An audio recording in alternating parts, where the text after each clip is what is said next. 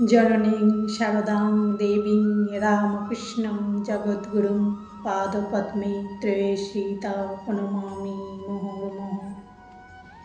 नमश्री ज्योतिराजाय विवेकानंदसूराय सच्चित्सुखस्वरूपाय स्वामिने तापहारिणी।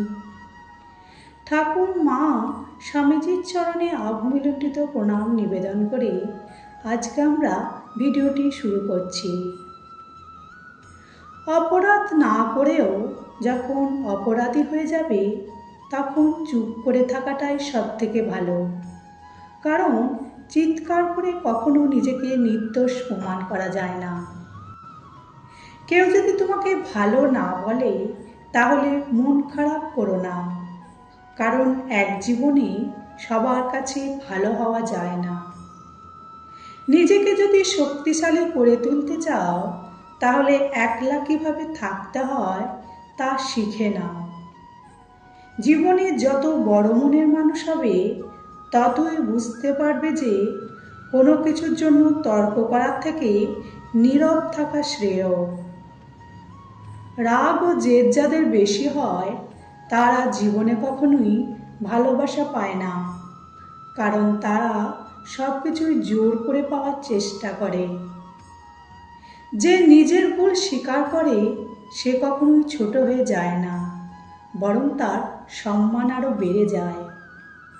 লিখতে গেলে বানান ভুল হবেই, তাই বলে কি তুমি লেখা ছেড়ে দেবে?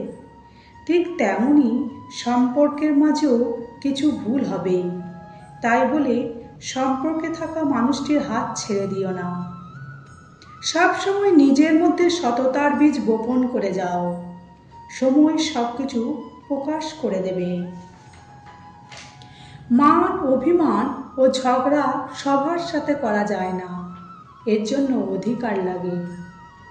কাউকে আঁকড়ে ধরে বেঁচে থাকার চেয়ে স্বপ্ন নিয়ে বেঁচে থাকা ঢের ভালো।